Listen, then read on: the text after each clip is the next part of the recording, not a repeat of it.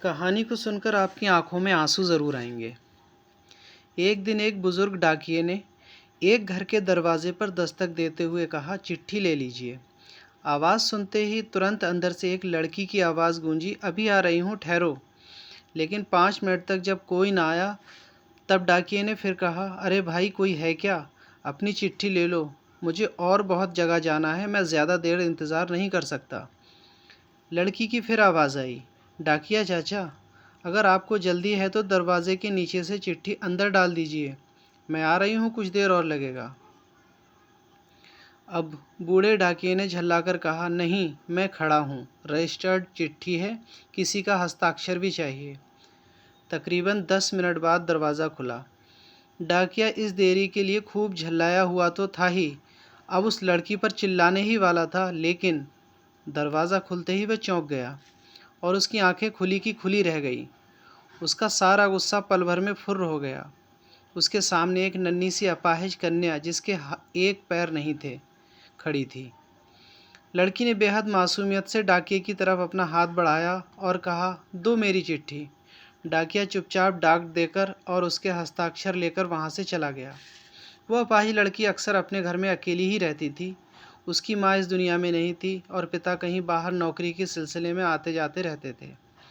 उस लड़की की देखभाल के लिए एक कामवाली बाई सुबह शाम उसके साथ घर में रहती थी, लेकिन परिस्थितिवश दिन के समय वह अपने घर में बिल्कुल अकेली ही रहती थी। समय निकलता गया। महीने 2 महीने में जब कभी उस लड़की के लिए कोई डाक आती, डाकिया एक आवाज़ देता और जब तक वो लड़की दरवाजे तक ना आती, तब तक इत्मीनान से डाकिया दरवाजे पर खड़ा रहता।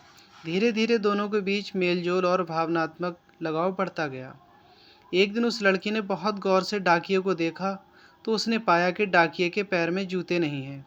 वह हमेशा नंगे पैर ही डाक देने आता था। बरसात का मौसम आया। फिर एक दिन जब डाकिया डाक देकर चला गया, तब उस लड़की ने जहाँ गीली मिट्टी में डाकिये के पाँव के निशान बने थे, उन पर कागज़ रखकर उन पाँव का चित्र उतार लिया। अगले दिन उसने अपने यहाँ काम करने वाली बाई से उस नाप के जूते मंगवाकर घर में रख लिए। जब दीपावली आने वाली थी, उससे पहले डाकिये ने मोहल्ले के सब लोगों से त्यौहार पर बख्शिश चाहिए, लेकिन छोटी लड़की के बारे में उसने सोचा कि बच्ची से क्या उपहार मांगना, पर गली में आया हूँ तो उससे मिल ही लूँ। साथ ही डाकिया भी ये भी सोचने लगा कि त्यौहार के समय छोटी बच्ची से खाली हाथ मिलना ठीक नहीं रहेगा। बहुत सोच विचार कर उसने लड़की के लिए 5 रुपए के चॉकलेट ले लिए। उसके बाद उसने लड़की के घर का दरवाज़ा खटखटाया। अंदर से आवाज़ आई, कौन? मैं हूँ गुड़िया, तुम्हारा डाकिया चाचा, उत्तर मिला। लड़की ने आकर दरवाज़ा खोला तो बूढ़े डाकिये ने उसे चॉकलेट थमा दी और कहा, ले बेटी, अपने गरीब चाचा की तरफ से। लड़की बहुत खुश हो गई और उसने कुछ देर डाकिये को वहीं इंतज़ार करने के लिए कहा। उसके बाद उसने अपने घर के एक कमरे से एक बड़ा सा डब्बा लाई और उसे डाकिये के हाथ में देते हुए कहा, चाचा, मेरी तरफ से दीपावली पर आपको ये भेंट है। डब्बा देखकर डाकिया बहुत आश्चर्य में पड़ गया। उसे समझ में नहीं आ रहा था कि वह क्या कहे।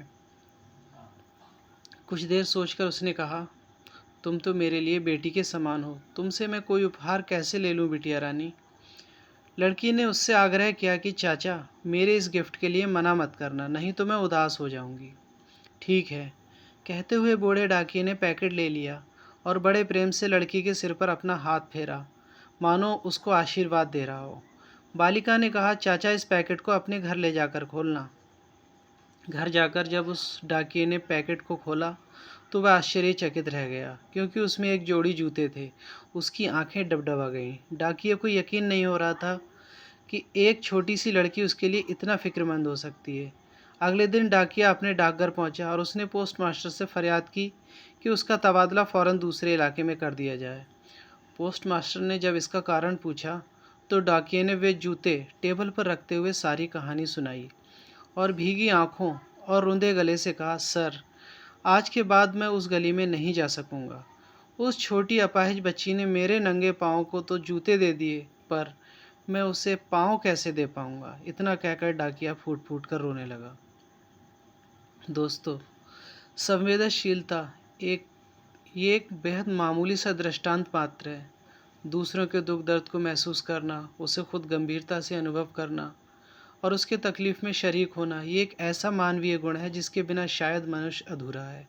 ऊपर वाले से प्रार्थना है कि वह हम सबको संवेदनशीलता रूपी बहुमूल्य आभूषण प्रदान करे, ताकि हम दूसरों की तकलीफ़ों को कम करने में अपना सहयोग कर सकें। संकट की इस विकराल परिस्थिति में कोई ये नहीं समझे कि वो अकेला है, बल्कि उसे महसूस हो कि सारी मानवता व इंसानियत उसके साथ है। यकीन मानिए, सच्चाई और अच्छाई की तलाश में भले ही आप पूरी दुनिया घूम लें, लेकिन अगर वो आप में नहीं है तो फिर कहीं नहीं है। याद रखिए, मानवता और इंसानियत से बड़ा कोई धर्म नहीं है। अगर आपको कहानी पसंद आई है तो कहानी को शेयर अवश्य करें, हमारे चैनल को सब्सक्राइब करें और हमें सपोर्ट ज़रूर करें। धन्यवाद।